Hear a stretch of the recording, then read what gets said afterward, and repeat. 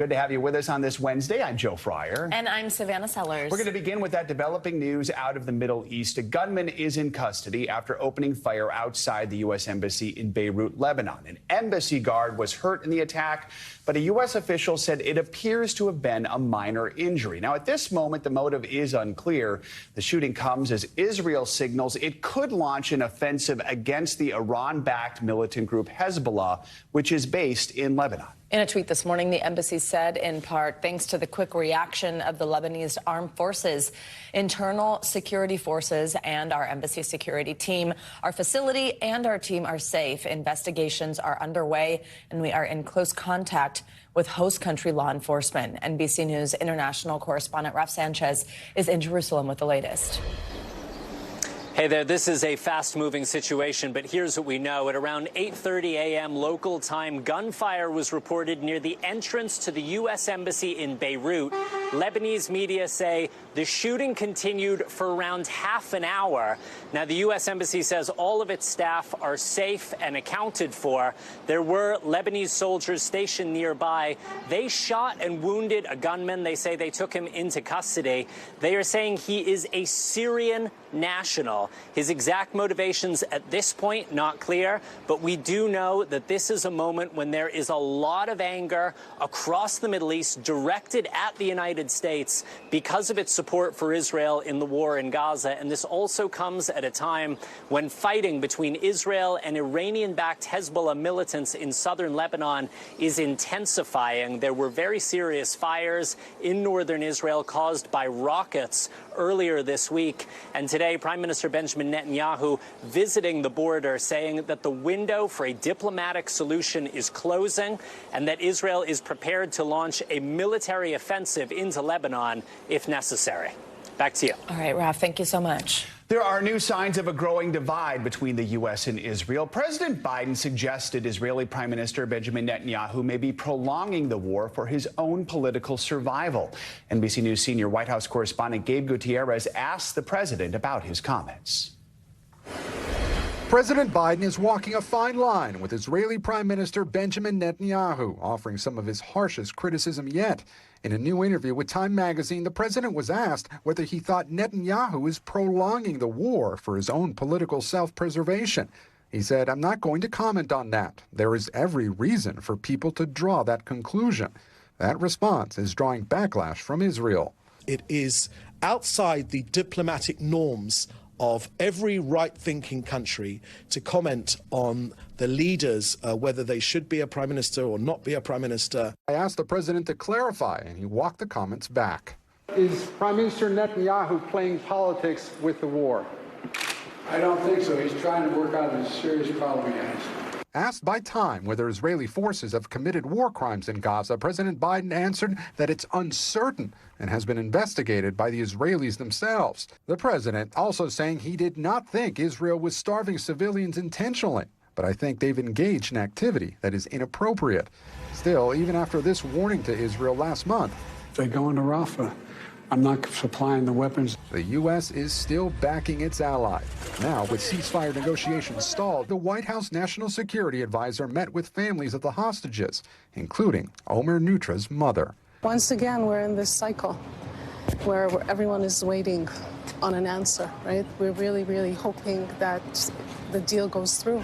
The president also says his biggest disagreement with the prime minister is about what should happen after the war and whether there's a two-state solution. Back to you. All right, Gabe, thank you. Well, President Biden has arrived in Paris ahead of the commemoration for the 80th anniversary of the D-Day invasion, a critical turning point in World War II. The president will spend the next several days in France to attend commemorations in Normandy. While in the country, Mr. Biden will sit down with Ukraine President Volodymyr Zelensky about his ongoing war with Ukraine. The president is also set to deliver a speech Friday on democracy in an effort to deal with a surge in migrants at the southern border. Before leaving for Paris yesterday, the president signed an executive order that will temporarily shut down the border when asylum requests top more than 2,500 per day. NBC News correspondent Alice Barr has the details. A scramble at the southern border after President Biden signed a restrictive new executive order that shuts down the border during migrant surges of more than 2,500 crossings a day. With average encounters now near 4,000 a day, the president saying it's time for action. The border is not a political issue to be weaponized. The political consequences are enormous. With the election just 5 months away, recent polling shows former President Trump has a 30-point edge on who would better handle immigration and border security. The truth is that Joe Biden's executive order won't stop the invasion. It's weak and it's pathetic. Republican lawmakers blame President Biden for the record nearly 10 million migrant crossings since he took office and reversed Trump border policies. He can close the border down entirely. He's not going to do that. The president blaming Republicans for blocking a bipartisan border bill that former President Trump opposed. I've come here today to do what the Republicans in Congress refuse to do. Take the necessary steps to secure our border. Democrats divided. We prefer legislation. The Republicans are blocking it, and so Biden is moving forward. Instead of falling into the Republican attack on immigrants, we should have our own pro-immigrant, pro-worker, pro-American, pro-civil rights vision for immigration in this country. Deep divisions in an entrenched political fight. The ACLU is promising to sue, as it did successfully over the Trump administration's asylum ban. The Biden order includes exceptions for unaccompanied children, and lawful points of entry are still open for asylum seekers. In Washington, Alice Barr, NBC News. Testimony is set to resume this morning in the federal criminal trial of President Biden's son, Hunter Biden. An FBI agent under continuing cross-examination by Biden's legal team will be the first witness on the stand. During opening statements yesterday, prosecutors argued he should be found guilty, saying no one is above the law. Biden's defense argues that he didn't think of himself as a drug addict when he filled out the paperwork to buy the gun. Hunter Biden faces 3 federal charges tied to the possession of a gun while using narcotics. He's pleaded not guilty to the charges. For the latest, we're joined by NBC News senior investigative producer Sarah Fitzpatrick, who's outside the courthouse in Wilmington, Delaware. We're also joined here in studio by NBC News legal analyst Danny Savalos. Good morning to both of you. Sarah, let's start with you. So walk us through what happened during opening statements, plus quickly give us a recap of the testimony we heard yesterday from the FBI agent called to the stand by prosecutors. Good morning. So yesterday, after more than 5 years of investigation, 1 year of hard-fought attempts to get this trial dismissed, jurors for the first time heard opening arguments. They first heard kind of what Hunter Biden is facing and how the two sides are going to present what appears to be a relatively straightforward case. Prosecutors opened their opening statements with the phrase, "No one is above the law," a phrase that notably Hunter Biden's own father has used to describe the Trump trial and, and that was very much, I think, top of mind and a deliberate effort by prosecutors.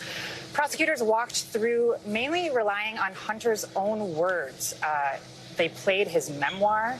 They used excerpts from text messages, WhatsApp messages, his own emails, all to try and demonstrate that Hunter Biden was very much an addict throughout the period of 2018, and specifically in October 2018, when he purchased that gun. After those opening statements, his attorney, Abby Lowell, walked jurors through a very delicate but powerful statement, trying to poke holes and kind of introduce doubts into the mind of the jurors, saying that the government had left out really important context that would suggest that Hunter was not, in fact, using illegal substances, using hard drugs on the day that he purchased the gun. It was quite interesting to see how they approached the first witness, an FBI agent that primarily walked the jury through over 18,000 pages of contemporaneous text messages that Hunter was exchanging with a variety of individuals, but we most notably saw kind of constant back and forth with a variety of what appear to be drug dealers, setting up and arranging for him to obtain drugs in this 2018 period. However, they Hunter's attorney, Abby Lowell, used that same witness to demonstrate that on the very day that Hunter purchased the gun, there are very few text messages, and definitely no text messages that appear to suggest that he was purchasing drugs. So it was a very kind of tense experience in the courtroom, but I think both sides made really powerful and very clear arguments with a kind of delicate touch to the jury. The jury seemed very engaged. They took so many notes. In fact, some of them were writing the entire time. So it's very clear that this jury is paying close attention to the specifics. Danny, let's bring you in here. So talk to us from a legal perspective what you think about what we can kind of see so far from the arguments, the defense saying that prosecutors will have to prove that Biden knowingly broke the law, while they also say that he was in this deep state of denial about his addiction. Yeah, I see the defense going really with two related angles. Number one, that Hunter Biden had 11 days sober, and when he filled out the Form 4473, the one that asks on question 11, are you an unlawful user or an addict, he in his mind believed, no, I'm not. I'm doing great. I'm in rehab. I've been clean 11 days. I, therefore, am not an addict. And then I think prong number two is that the defense is going to say that the government hasn't proven beyond a reasonable doubt that on these particular days, Hunter Biden was using. I think that's a somewhat less powerful argument, because I think the government's approach is to show that there was just so much drug use intermittently during this time that the jury can make a reasonable inference that during this time, and including the time that he owned the firearm, he was an unlawful user or an addict. Sarah, we want to ask you about a tense moment that played out outside the courtroom yesterday. Hunter Biden's wife, Melissa Cohen Biden, actually confronted a former Trump White House aide who was inside court himself. Explain to us what happened here. Absolutely. So I was actually right there, essentially in the middle of this really heated, intense confrontation.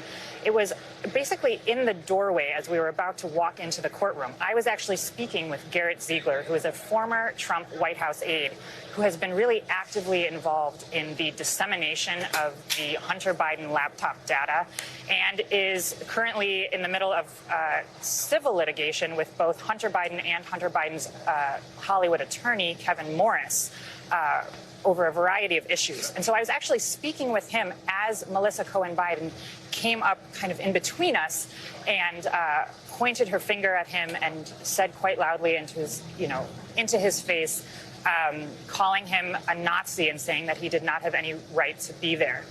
Ziegler did not respond. He continued walking into the courtroom, and then I followed him and sat next to him to confirm that he heard what I had heard and asked for comment. He, of course, told NBC News that he is not a Nazi and that he had not provoked Melissa Cohen Biden. I think this incident is a really telling example of just how high tensions are here in Wilmington, how high the stakes are, and that although this case is a relatively straightforward one, it comes amongst this backdrop of all of this external pressure and political considerations. And I think you saw Melissa Cohen Biden, who is very, very protective of her husband, kind of reach a boiling point and confront someone that she believes has been harassing her family for many years. Danny, we're also seeing tensions over evidence in this trial. The presiding judge overruled the Biden defense team's offense to admit into evidence certain exhibits. Tell us about this. So the Biden defense team is trying to admit, they're also trying to exclude certain evidence. They wanted to admit different versions of the Form 4473, and essentially they're making the suggestion that the gun shop owner may have been complicit in arranging the, maybe possibly even falsifying, I don't want to say quite falsifying, but that the gun shop owner, there may be evidence that they may have made changes to the 4473 afterward. In addition, though, there are other pieces of evidence that the judge allowed in. Text messages from Hallie Biden on the day of, which I think should have come in. Anything on the day of the gun being discovered in Hunter Biden's truck, allegedly, is likely going to come in. So on the whole, most of the evidence rulings so far have gone against the defense, but that's not that big of a surprise. The defense's job is to try to keep out everything that's bad for the defense, and oftentimes it's stuff that ends up coming in. All right, Danny, Sarah, thank you both. Appreciate it. Now to the severe heat that is baking states from California to Texas. Millions of people across the Southwest are waking up under heat alerts this morning. That's right. It comes after the dangerous triple-digit heat set record highs in Texas on Tuesday. And according to the National Weather Service, the scorching heat is expected to continue through Friday. NBC News correspondent Priya Sridhar joins us now from San Antonio with the latest. Priya, good morning. So as we said, temps reached record highs in Texas Tuesday. How's it feeling there in San Antonio this morning? Well, so far, so good. I have to say the sun hasn't actually risen here just yet, but I checked my phone recently to find out what the temperature was, and it's already around 80 degrees. So we can expect that the temperature is going to rapidly rise in the coming hours. And as you mentioned, this has been record-breaking stuff. I mean, people here in San Antonio are obviously used to excessive heat, but they actually broke a 108-year record just yesterday with their high temperature. And the heat index here actually hit 117 degrees. But if you are going to be outside in a place like San Antonio, I feel like I'm in a pretty decent place to do that. I'm at a splash pad here in downtown San Antonio, and we can expect places like this to get full of little ones as the day goes on, guys. Extreme heat, Priya, has become increasingly more deadly and dangerous in the U.S. Tell us what cities are doing to combat the rise in temperatures and try to keep people safe. Obviously, something like where you're at today, it can help cool people down and things like that. But across the country, what are we seeing? Yeah, absolutely. You know, actually, Phoenix, they experienced 645 heat-related deaths just last year. And in Las Vegas, for example, they experienced 169 heat-related deaths in 2022. That number jumped to 307 by 2023. So excessive heat is actually causes more deaths when it comes to weather events than things like droughts, wildfires, and floods. So this definitely is no laughing matter. But as you mentioned, there are cities across America, including here in San Antonio, that are trying to come up with interesting ways to kind of keep the temperatures down and keep their residents safe. Here in San Antonio, they are using what they call cooling pavement, which is a lighter colored asphalt that doesn't reflect the sunlight as much. And they believe that that helps keep the temperatures down, especially on days like this, guys. Every little bit helps. Priya, I want to ask you more about Phoenix, which you mentioned expected to reach record highs tomorrow. What more can you tell us about what they are bracing for? Absolutely. Well, they're forecasted to break a 129-year record, hitting 113 degrees sometimes this week. And, you know, I mentioned that cities are trying to come up with interesting ways to combat the heat. And one thing that Phoenix is employing, because they have sadly and tragically experienced so many heat-related deaths, is using what they called iced body bags. So anyone who gets transported by ambulance to a hospital for heat stroke are placed in these iced body bags, which, you know, the U.S. military uses, and it can actually rapidly reduce your body temperature in a matter of minutes. And they believe that that's going to make a huge difference this year. But as you guys mentioned, 29 million people are under heat advisories from Texas to California. And it's not just Phoenix and San Antonio. We're seeing cities like Abilene, San Angelo, and Del Rio also experiencing temperatures from 106 to 111 degrees this week. So officials are really pleading with people that if you can stay indoors, try to do that. Remember to stay hydrated, and whatever you do, do not leave your children and your pets in vehicles, because the temperatures in vehicles can rapidly rise too and can be deadly, guys. Incredibly important point there. All right, Priya Sridhar, thank you so much. Well, let's get a closer look at what to expect from this heat wave and check in on other weather across the country with your Morning News Now forecast. Angie Lastman's here. Whew. Angie, good morning. Good morning, guys. You betcha. Phew is the only way to say it. We've got now 31 million people under these alerts. They've expanded across this morning, across this region this morning. You can see Sacramento, Yuma, Phoenix, all included in that, El Paso as well as down towards portions of southern Texas. These are likely going to be some of the same alerts we'll see through the next couple of days, many of these going through Friday. So we're going to wrap up our work week with these really uncomfortable and intense temperatures that you heard Priya talk about. Here's a picture of what you can expect for today. Highs not so bad in Denver. Yes, above normal. We're still going to be into the 90s. You're still going to want to find a place where you can cool off, but nothing too crazy for folks in Wichita, into the 90s, Albuquerque into the 90s. It's the triple digits, though, in places like Las Vegas and Tucson, which will really get your attention. We'll see Sacramento head to 104 for your temperature today, running more than 15 degrees above normal for this time of year. We've got a high pressure in place, so that ridge of high pressure is really just keeping all of this hot air in this region, and that's what we're going to see influence these temperatures, not just today, but through the end of the work week and into the weekend as well, potentially. 111 on tap for Las Vegas tomorrow. Phoenix ends up at 112 degrees. We've got Albuquerque set to hit 99 degrees, Fresno over 100, and El Paso over 100 as well. So this is a look at tomorrow. By the time we finish out our work week and head into our weekend, not much of a break, not much relief in the way of these temperatures. You can see we'll see plenty of these records likely being broken across this region too. We've got Bakersfield headed to 105 by Friday. As we get into Sunday, at least we're not into the triple digits, right? We're still close to it, 99 degrees on tap. But Friday in Las Vegas, 110, so making minor improvements with those temperatures, but we're still well into the triple digits by the time Sunday rolls around in Las Vegas. A similar story for our friends in Phoenix, 112 on Friday. By the time Sunday gets into play, we've got 107 on tap for our high temperatures. So yes, the heat, the humidity, getting your attention across the Southwest and some of the South, but also we've got some of these thunderstorms to talk about. And notice quite an active morning across parts of specifically Texas, Louisiana, and Arkansas, as well as Oklahoma.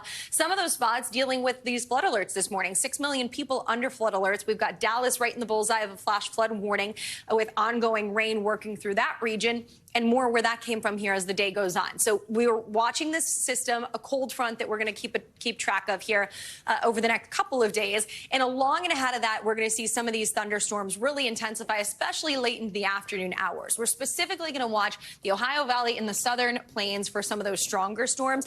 But either way, you're going to have to deal with rain across parts of the mid-Atlantic too. And eventually, as we get into tomorrow, that heaviest rain will move across parts of New England. So you're going to want to have a little extra time for your commute, especially in the morning hours. Places like New York City, you could see some of that rain working into the overnight and early morning hours. But even into the afternoon, you'll see some of those lingering showers. That being said, we also have the chance to see some flash flooding because of those downpours. So something to watch here over the next couple of days. Here's a look at the flash flood risk today, though. You can see Charleston, Washington, D.C., and Dallas all in that slight risk. So we'll likely see some at least isolated flooding across that region as we gear up for maybe 1 inch to 2 inches of rain in some of the highest spots. You can see some of those higher amounts are going to be focused towards parts of New England as we get through Thursday, guys.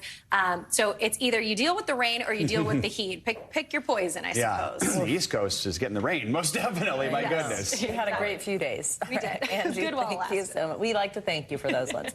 Thanks for watching. Stay updated about breaking news and top stories on the NBC News app or follow us on social media.